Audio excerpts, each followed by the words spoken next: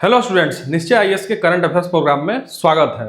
आज के current affairs में आज जो टॉपिक आप देख पा रहे हैं, पैक्स सिल्का और भारत। पैक्स सिल्का एक मल्टीलेटरल पहल है, यानी बहुपक्षीय पहल है, जिसमें भारत के साथ साथ ऑस्ट्रेलिया और भी बहुत देश संभावित रूप से इससे जुड़ने के लिए प्रयासरत हैं। यह पहल जो है दिसंबर 2025 में शुरू इसलिए किया गया था कि जो सेमीकंडक्टर और आर्टिफिशियल इंटेलिजेंस से जुड़ी जो सप्लाई चेन है उसको और भी बेहतर किया जा सके, ताकि इसके फायदे को वैश्विक स्तर पर ज्यादा से ज्यादा पहुंचाया जा सके। तो हम इस टॉपिक में समझेंगे कि पैक्स सिल्का का वैश्विक स्तर पर रणनीतिक महत्व क्या है, भारत के लिए किस प्रकार जो है फायदेमंद है, और साथ ही साथ भारत के लिए इस क्षेत्र में क्या चुनौतियां हैं। तो इन सारे बिंदुओं पर हम इस टॉपिक में डिस्कशन करेंगे। तो कृपा करके आप शुरू से अंत तक इस टॉपिक में बने रहिएगा। यह टॉपिक बहुत ही इंटरेस्टिंग होगी आपके लिए, साथ ही साथ यूपीएससी के पॉइंट ऑफ व्यू से बहुत ही इंपॉर्टेंट है। तो शुरू करते हैं हम यह टॉपिक।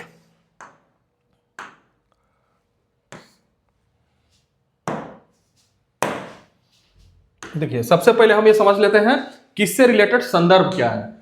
पैक्स सिल्का एक, जैसा कि मैंने बताया, कि मल्टीलेटरल पहल है, जिसे दिसंबर 2025 में जरूरी मिनरल्स, सेमीकंडक्टर्स और आर्टिफिशियल इंटेलिजेंस टेक्नोलॉजी की सप्लाई चेन को सुरक्षित करने के लिए शुरू किया गया था। कि चूंकि ये चूंकि मिनरल्स और सेमीकंडक्टर्स और जो आर्टिफिशियल इंटेलिजेंस है, अभी जो है जो टेक्नोलॉजी में जो डेवलपमेंट हो रहा है उसको सपोर्ट करने के लिए ये तीनों ही बहुत जरूरी चीज है। तो इनके सप्लाई चेन किसी प्रकार से जो मतलब सप्लाई चेन मतलब होता है कि इनकी सप्लाई जो है निर्बाध तरीके से जारी रहे। जहां जहां इसका सप्लाई होना है, जैसे मान लीजिए कि कोई देश इसको खरीद रहा है, कोई देश इसको बेच रहा है, तो उसमें जो है दोनों देश या तीसरा देश जो इन्वॉल्व होता है तो उसको सप्लाई चेन कहते हैं। तो किसी प्रकार से जो है सप्लाई चेन इसका बाधित ना हो, इसलिए जो है ये हमारा जो है पैक्स सिल्का नामक एक पहल शुरू किया गया है दिसंबर 2025 में। भारत भी इसका सदस्य है, तो इसीलिए ये जो टॉपिक बहुत ही महत्वपूर्ण हो जाता है। क्योंकि जो इस समय सेमीकंडक्टर का बहुत ही महत्व है, सेमीकंडक्टर पे से बहुत सारी चीजें बनती है, उसका जो है फोन में यूज होता है, लैपटॉप में यूज होता है, आर्टिफिशियल इंटेलिजेंस में बहुत सारे चिप्स बनाने में उसका यूज होता है। तो ये एक तरीके से आज की जो टेक्नोलॉजी उस पर बहुत ज्यादा डिपेंडेंसी है, तो इसलिए सप्लाई चेन को सुनिश्चित रखना इस क्षेत्र में बहुत जरूरी चीज है। देखिए, जैसे जैसे ग्लोबल आर्थिक ताकत एडवांस टेक्नोलॉजी पर ज्यादा निर्भर होती जा रही है, पैक्स सिल्का का मकसद जबरदस्ती की निर्भरता को कम करना और भरोसेमंद डिजिटल इंफ्रास्ट्रक्चर बनाना है। जो भरोसेमंद डिजिटल इंफ्रास्ट्रक्चर हो उसका निर्माण करना है। पैक्स सिल्का में भारत के संभावित शामिल होने का रणनीतिक और आर्थिक और तकनीकी महत्व है। इन्हीं सारे चीजों पे हम चर्चा करेंगे, जैसा कि मैं प्रारंभ में जब इंट्रो में ही आपको इसके बारे में बताया। अब देखिए, अब सबसे पहले हम पैक्स सिल्का के बारे में थोड़ा सा और डिटेल के बारे में हम लोग जान लेते हैं। पैक्स सिल्का सेमीकंडक्टर और रेयर अर्थ एलिमेंट्स के लिए सुरक्षित और मजबूत सप्लाई चेन सुनिश्चित करना चाहता है। रेयर अर्थ एलिमेंट जैसा कि आज के समय में बहुत ही चर्चित चीज है, और इस पे जो है चाइना का बहुत ज्यादा प्रभुत्व है, और उसी को काउंटर करने के लिए पैक्स सिल्का को शुरू किया गया है जो पहल है। ठीक है, यह पहल भरोसेमंद टेक्नोलॉजी इकोसिस्टम के जरिए शांति और समृद्धि को बढ़ावा देती है।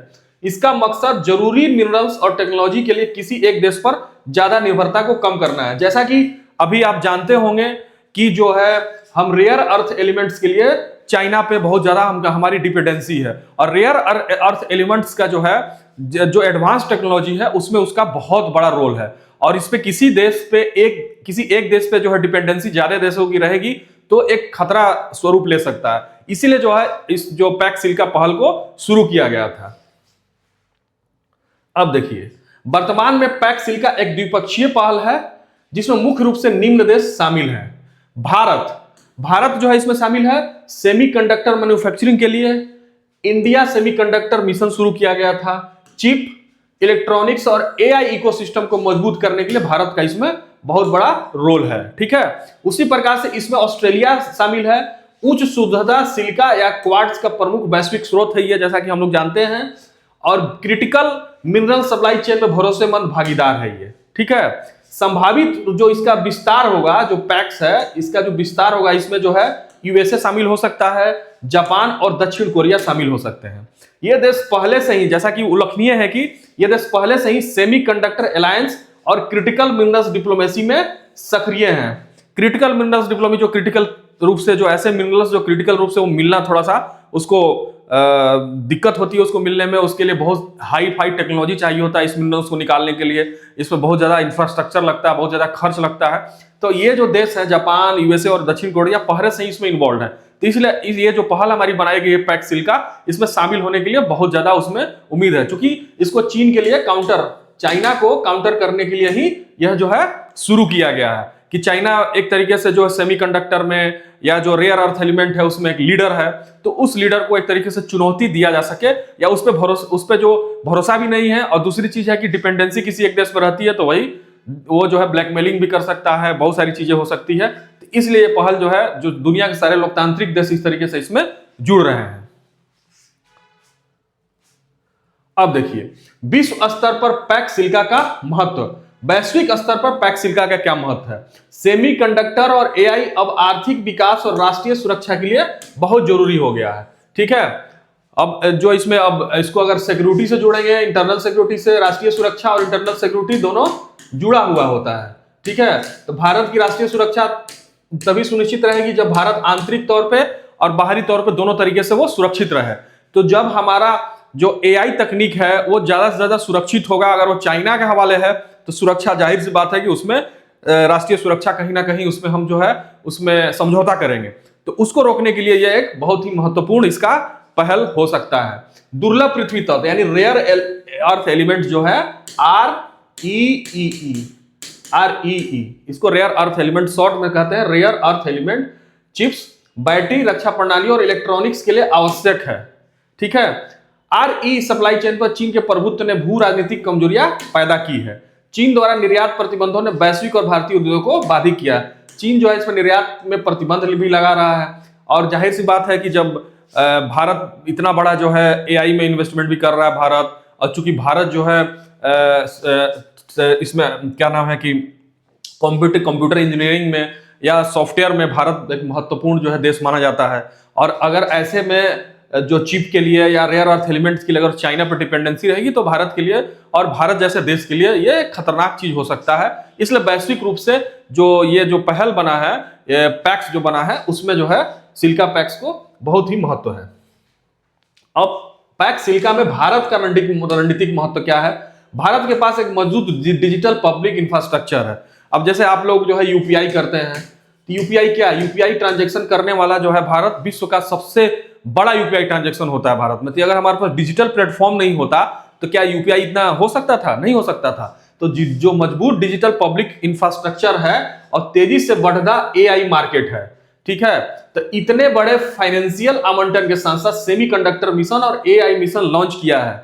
ठीक है, तो इसलिए जो है ये पैक्स सिल्का जो है भारत के लिए बहुत ही रणनीतिक महत्व है। अगर हम इतने बड़े मजबूत डिजिटल इंफ्रास्ट्रक्चर को लेकर चल रहे हैं तो उसके लिए हमको रेयर अर्थ एलिमेंट की जरूरत पड़ेगी, और रेयर अर्थ एलिमेंट्स के लिए हम अगर डिपेंडेंट रहेंगे चाइना पे तो जो है हमारे लिए एक सुरक्षा से समझौता भी है। इसलिए इस पैक्स से जो है भारत जुड़ा है और ऑस्ट्रेलिया के साथ भागीदारी किया है, और भविष्य में जो है अमेरिका, जापान और साउथ कोरिया देश इसमें शामिल हो सकते हैं। अब जैसे माइक्रोन यूएसए की एक बहुत बड़ी कंपनी है, और टाटा ग्रुप जैसी भारतीय कंपनियों ने भारत के सेमीकंडक्टर सेक्टर में निवेश किया है।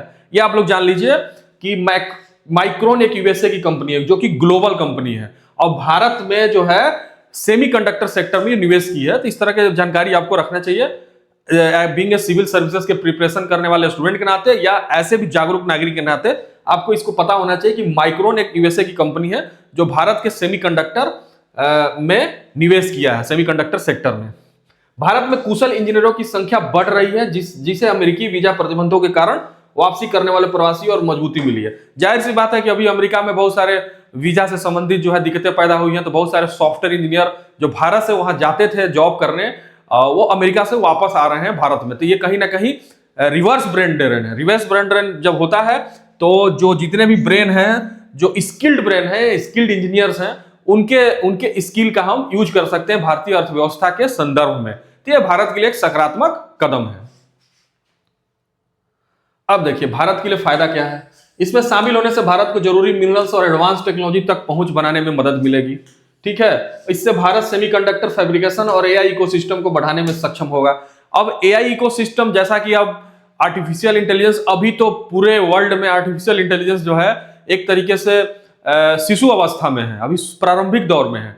तो आने वाले समय में इसका कितना डेवलपमेंट होगा, डेवलपमेंट करने के लिए हमारा एक इकोसिस्टम होना चाहिए मजबूत, हमारा एक इंफ्रास्ट्रक्चर एक मजबूत होना चाहिए। तो इकोसिस्टम और इंफ्रास्ट्रक्चर को निर्मित करने के लिए हमारे जो इससे रिलेटेड जितने भी रेयर अर्थ एलिमेंट्स हैं या सेमीकंडक्टर से संबंधित जो चीजें हैं वो चाहिए होता है। तो अगर इससे भारत जुड़ा है तो इसके जो इंफ्रास्ट्रक्चर इसके लिए वो डेवलप करेगा, तो जाहिर सी बात है जो एडवांस टेक्नोलॉजी इसके लिए चाहिए भारत को इजीली उपलब्ध हो जाएगा और चाइना से डिपेंडेंसी भी कम होगी। तो भारत के लिए जबरदस्त फायदा है। इससे चीन से सप्लाई में रुकावट के प्रति भारत की कमजोरी भी कम होगी, जैसा कि मैं अभी बताया। सदस्यता से ग्लोबल टेक्नोलॉजी गवर्नेंस से भारत की स्थिति मजबूत होगी। अब जाहिर सी बात है कि ग्लोबल टेक्नोलॉजी जो गवर्नेंस है वो यूएसए जैसे देशों के हाथ में है।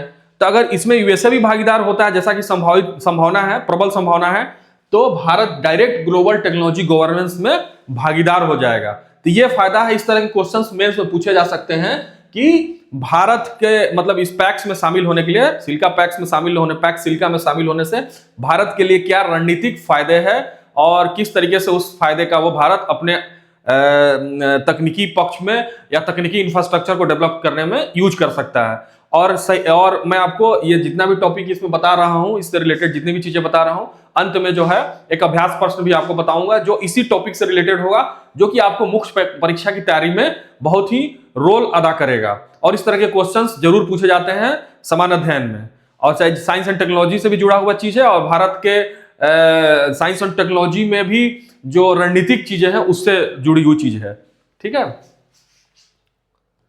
अब देखिए, अब जाहिर सी बात है कि इतने फायदे हैं तो कुछ चुनौतियां भी होंगी, तो उन चुनौतियों को भी हम लोग समझ लेते हैं। जनरली क्या होता है कि फायदे ही फायदे पे लोग देखते हैं, चुनौतियां कोई बताता नहीं है। मैं चुनौतियों को भी लेके आया हूं आपके लिए खास। देखिए, भारत को विदेश और सुरक्षा नीति में अपनी रणनीतिक स्वायत्तता की रक्षा करनी चाहिए। ठीक है, जाहिर सी बात है कि भारत एक संप्रभु देश है, संप्रभु देश है।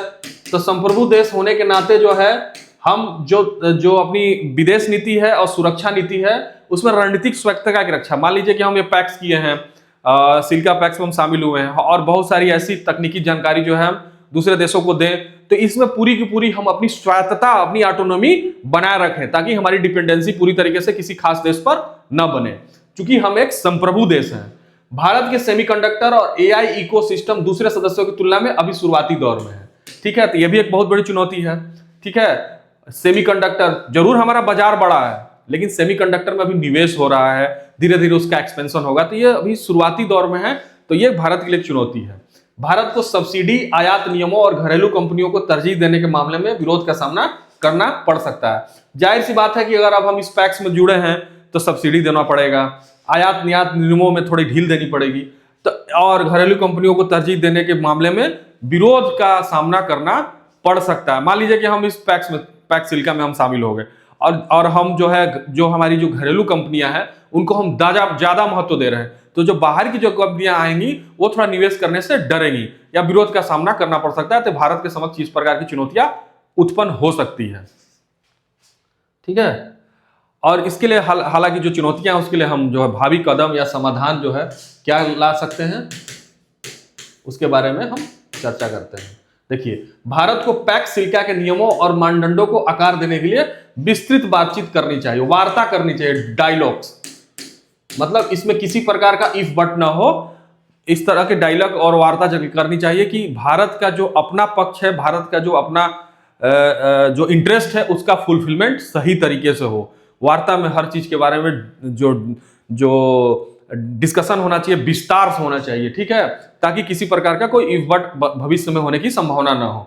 भारत को रणनीतिक स्वायत्तता और गहरी प्रौद्योगिकी साझेदारी के बीच संतुलन बनाना चाहिए।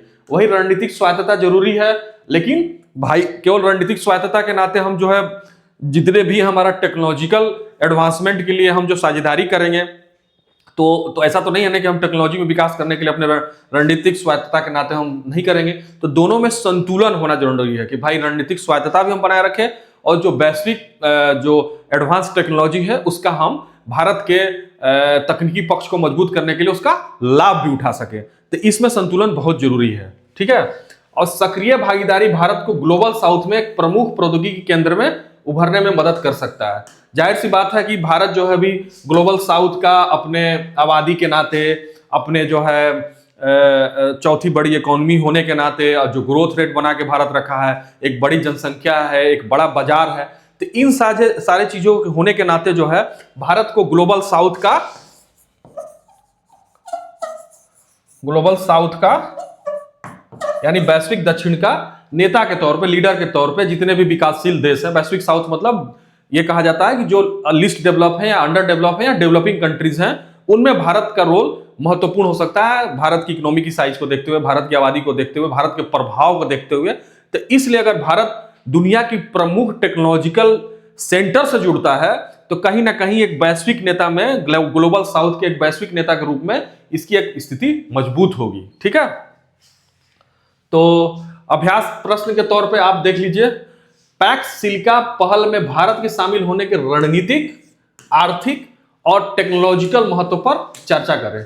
ठीक है, इसको जो है 150 वर्ड में लिखने का आप लोग प्रयास करें।